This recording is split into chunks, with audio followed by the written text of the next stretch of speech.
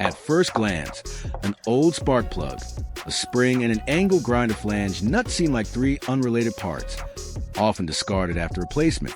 However, when placed together and their individual properties are properly understood, this combination results in a very noteworthy DIY solution. When assembled, they not only make full use of old materials, but also create a new application that is simple, durable, and strongly reflects the spirit of creative recycling. Then use a cutting wheel to carefully slice through it right at the section you previously marked. Let the drill hold the spark plug firmly for you.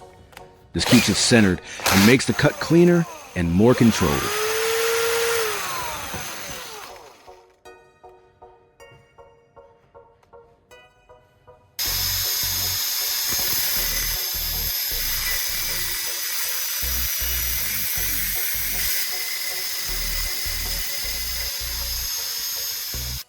After cutting it, the inner core will be exposed.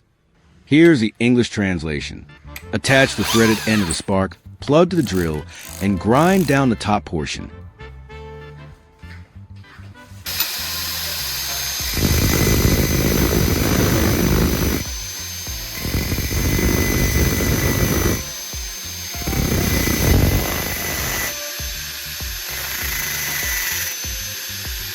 As it spins against the grinding wheel, the tip gradually forms into a clean, tapered point.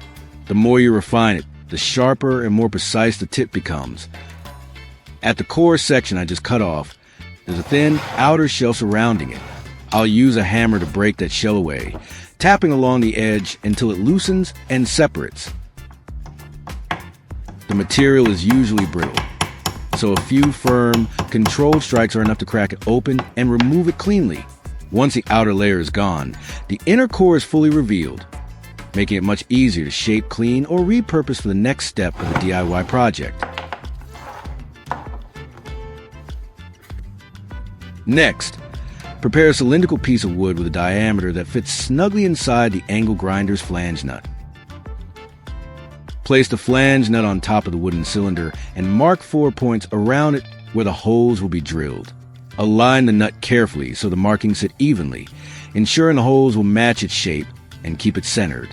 Drill the 4 marked holes, keeping the drill straight so each hole goes down clean and evenly.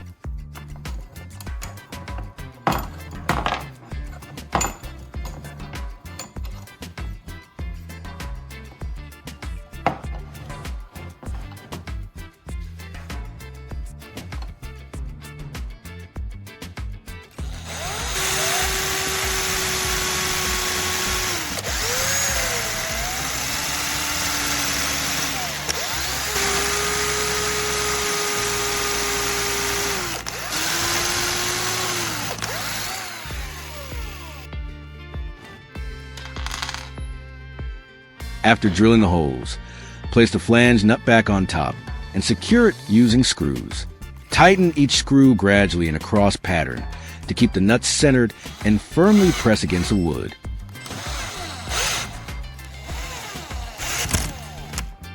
Once all the screws are fully seated, the flange nut sits solidly in place, creating a strong and stable connection between the metal and the wooden cylinder.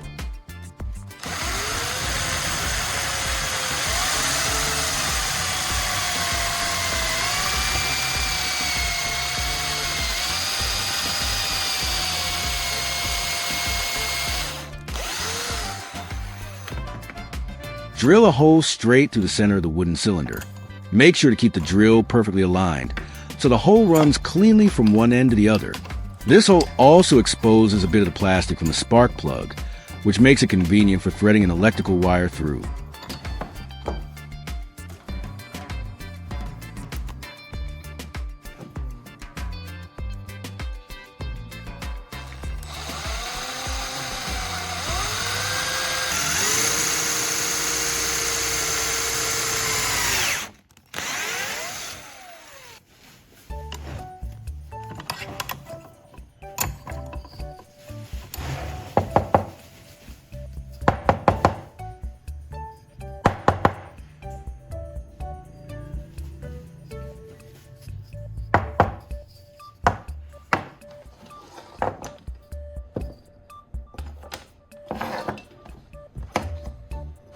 Now, moving on to the wiring part.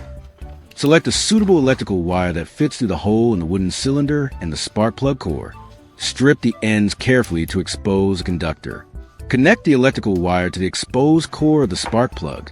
Make sure the wire makes firm contact with the metal, and secure it by twisting or soldering if needed for a solid connection.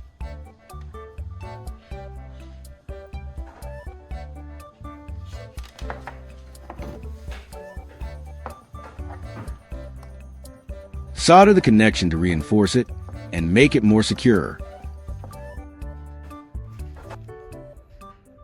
Apply a small amount of solder to the joint between the wire and the spark plug core, ensuring it fully coats the contact. This not only strengthens the electrical connection, but also prevents it from coming loose over time. Once cooled, the joint should be solid and stable, ready to safely carry current for your DIY project. Thread the electrical wire through the wooden cylinder, and then screw the spark plug securely into place.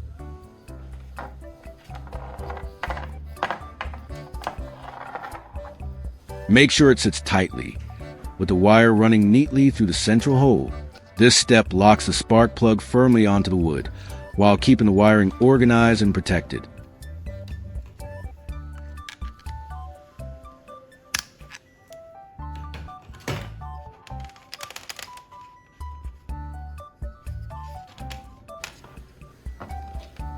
Next, I'll attach the spring to secure it onto the spark plug.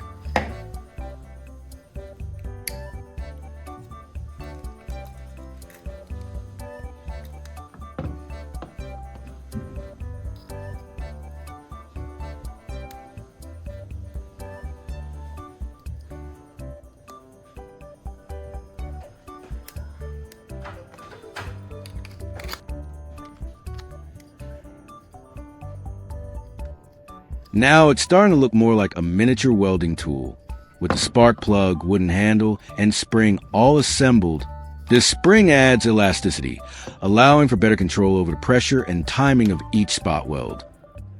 It acts like a small shock absorber, so you can apply consistent force without straining your hand, and it helps regulate how long the contact lasts. With the spring in place, the DIY tool feels more responsive and precise, giving you greater control over each operation while maintaining that mechanical, workshop-style charm.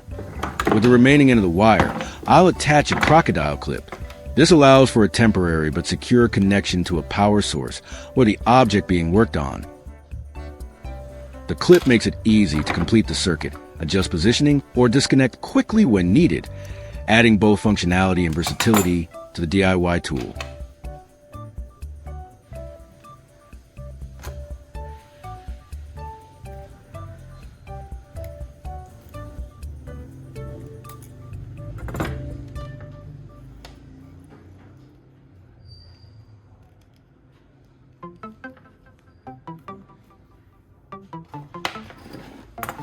I'll need an additional length of electrical wire with crocodile clips on both ends. One clip will attach to the metal piece that needs welding, while the other connects to the power source. This setup completes the circuit, keeps the metal securely grounded, and ensures electricity flows properly for spot welding. Using clips on both ends also makes it easy to adjust or reposition the tool without soldering or permanent connections.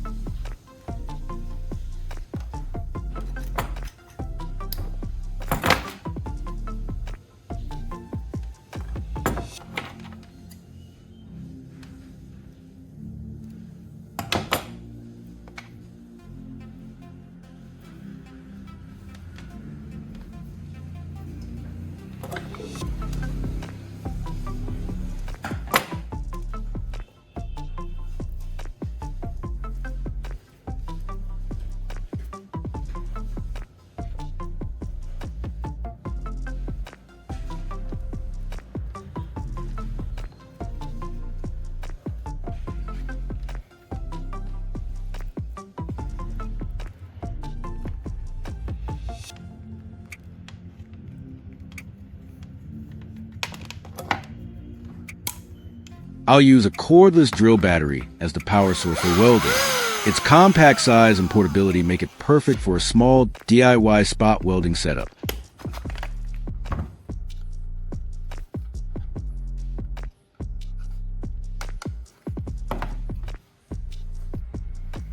I'll insert 2 flat washers into the battery slot to help fill the gap.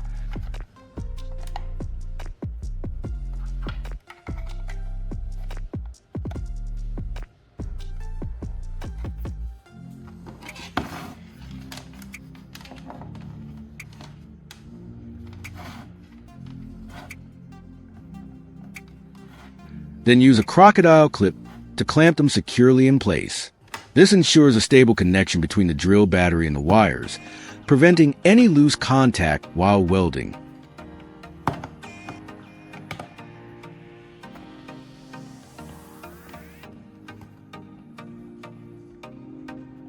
By connecting the battery terminals to the wires with crocodile clips, I can provide enough current to the spark plug and metal piece to perform short, controlled welds.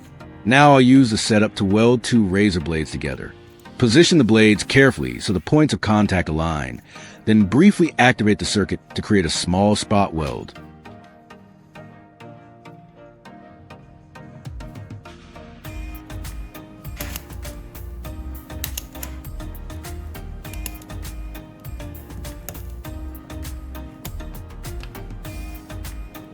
The spark plug, powered by the drill battery, delivers a quick burst of current that fuses the metal at the contact point.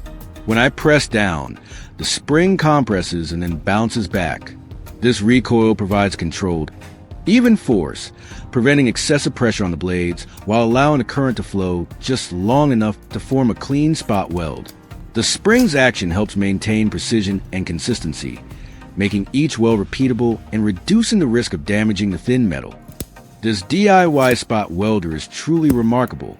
Despite being made from repurposed parts like a spark plug, a spring, and a cordless drill battery, it delivers precise, controlled welds with surprising efficiency. Its compact size and simple design make it highly portable, while the spring mechanism ensures consistent pressure and timing. It combines ingenuity, functionality, and the satisfaction of creating something entirely from scratch, capturing the very essence of DIY creativity. Small, rugged, and effective, it's a perfect example of turning everyday materials into a functional tool. In conclusion, this DIY spot welder is more than just a project. It's a testament to creativity and resourcefulness. By repurposing old parts and combining them thoughtfully, you can build a tool that is both functional and uniquely yours. It shows that with a bit of imagination, even discarded items like spark plugs and scrap can be transformed into something practical and impressive. Beyond its utility, the project embodies the spirit of DIY, hands-on, inventive, and deeply satisfying.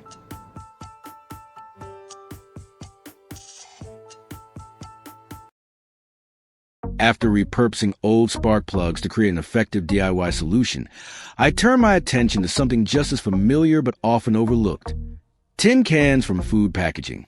They appear everyday, thin, lightweight, and seemingly worthless. But in reality, they're a highly versatile source of metal material. With just some cleaning, surface preparation, and a bit of creativity, you can revive something that seemed like waste into a new item that is both durable and visually appealing. This is not only a cost-saving solution, but also a meaningful action that helps reduce waste.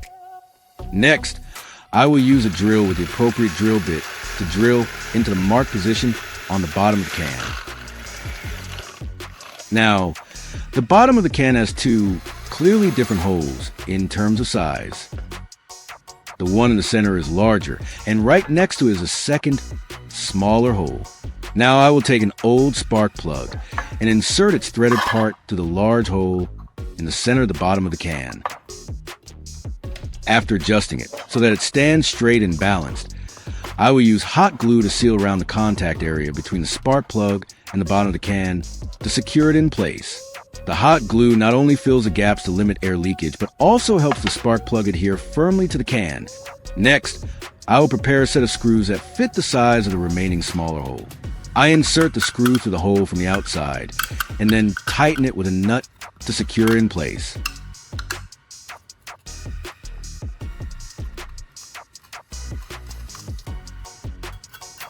Now I will prepare a piece of electrical wire with 2 inner cores to start making the circuit connections.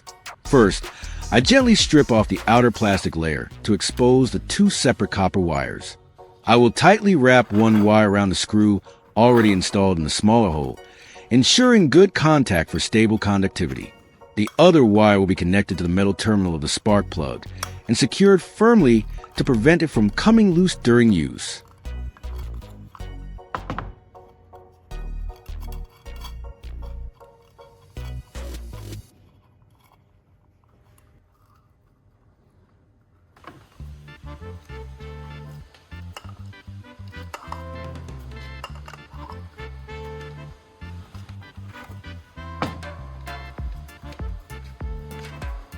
After securing all the electrical wires and making sure every connection is firmly in place, I will move on to the next step.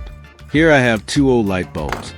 So before using them, I will check which one is still working and which one is already faulty. I will connect each bulb to the system one by one, making sure the contact points are secure, and then run power through it for testing.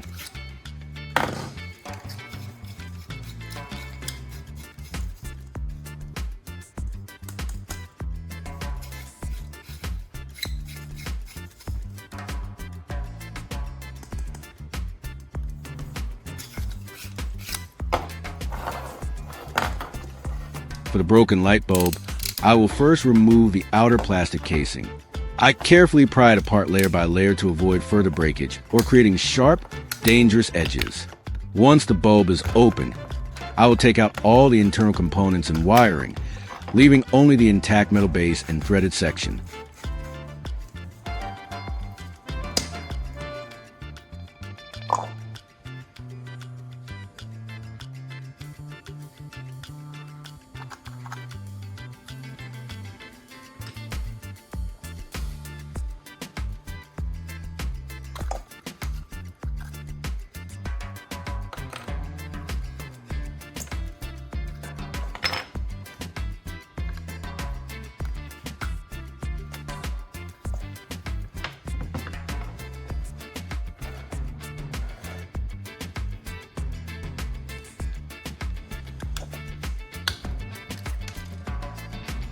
Next, I will use a small drill bit to widen the hole in the bulb socket. I hold the socket firmly and drill slowly to avoid deforming or cracking the surrounding metal.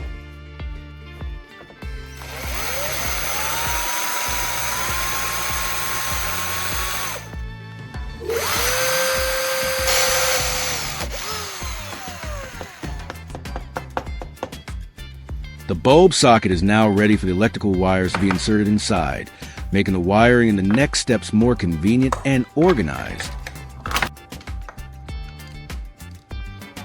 After drilling is finished, I will gently bend a small section of the bulb socket to create just enough of an opening for the electrical wire to pass through without being pinched or pressed.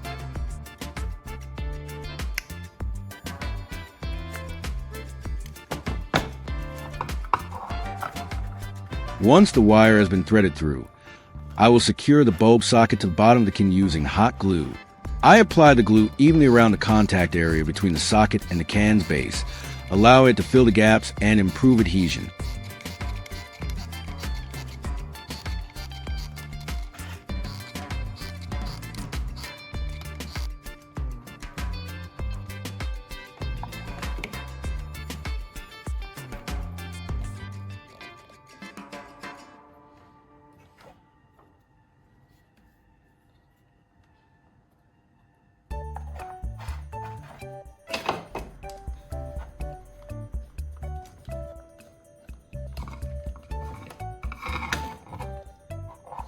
Next, I will prepare a standard wall-mounted light bulb connector. First, I thread the remaining electrical wire to the body of the connector, pulling it so the wire sits neatly inside. Then I position the connector correctly and start screwing it in place to securely attach it to the bulb socket.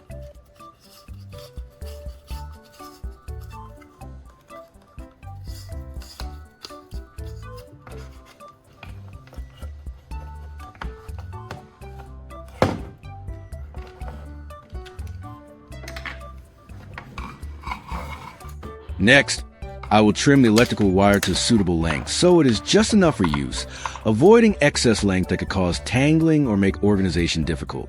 Then, I will use wire strippers to gently remove a short section of the outer plastic insulation at the end of the wire, exposing just enough of the copper core inside.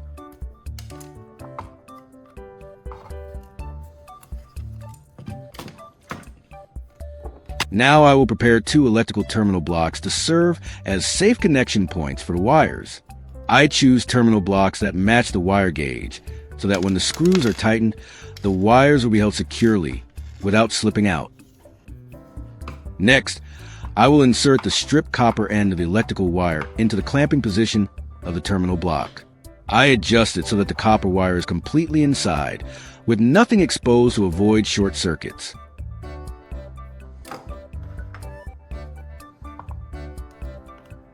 Once it is in the correct position, I use a screwdriver to tighten the screw on the terminal block, firmly securing the wire in place.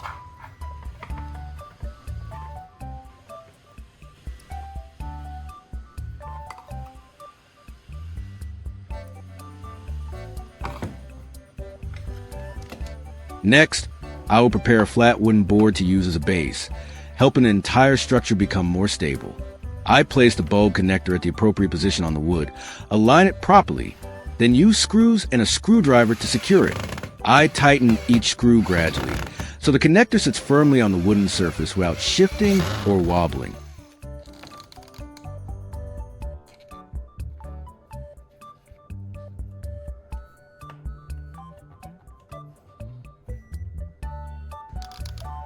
So everything is now ready, and the setup probably looks quite curious, making you wonder what it actually is, right? Well, to be exact, I am creating a TV antenna with a very strong signal receiving capability. Now I will move on to making the signal receiver head, and for this step, I will use a piece of antenna cable. Next, I will remove the entire outer layer of the antenna cable, including the plastic insulation, the metal shielding mesh, and the inner insulating layer, keeping only the copper core in the center.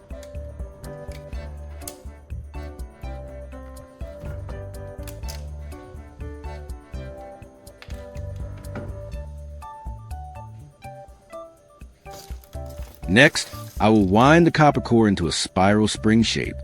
Forming it into a coil like this helps increase the surface area and enhances its ability to capture signals more effectively, making the antenna more sensitive and stable during operation.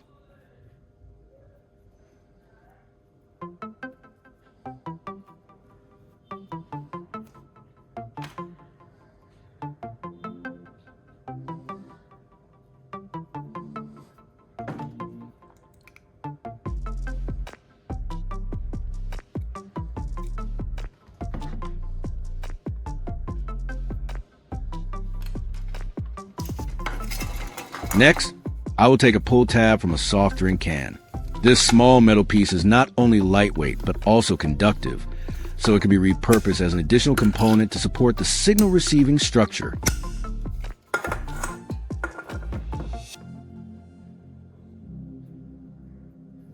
Next, I will attach the pull tab firmly to the copper coil to enhance its signal receiving capability. By securing it tightly in place, the pull tab will act as an additional conductive surface, helping the antenna capture signals more efficiently and making the overall reception stronger and more stable.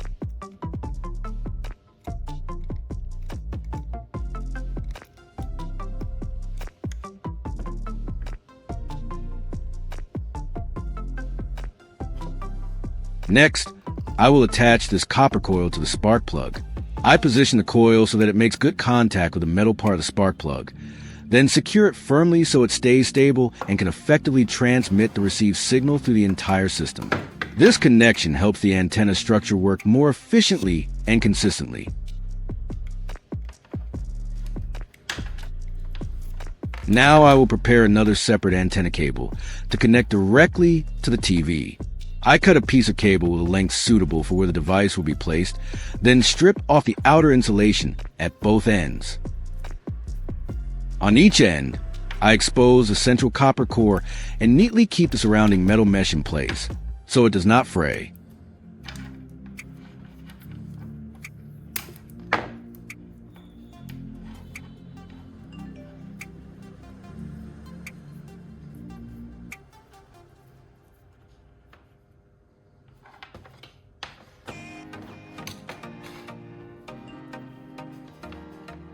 Now I will connect one end of the antenna cable to the signal receiver unit.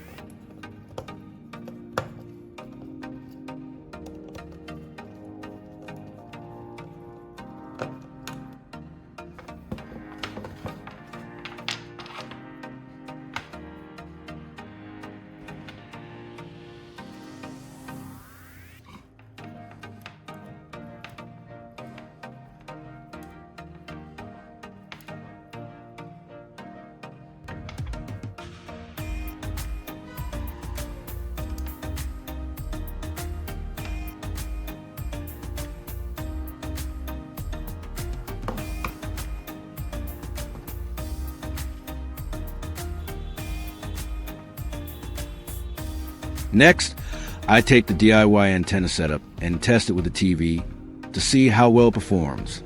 I check the signal strength, scan for channels, and observe the picture quality. This test confirms that the homemade system can reliably receive TV signals. First, I connect the cable I just repaired to the TV, then position the other end outward to receive the signal. Once everything is securely connected, I turn on the TV and start scanning for channels.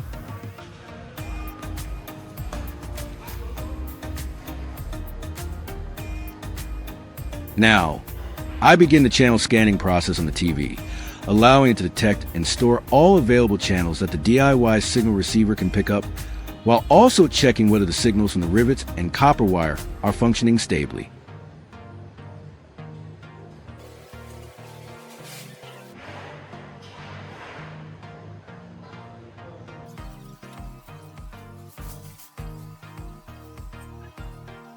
The TV received a total of 32 channels, all displaying clearly and stably.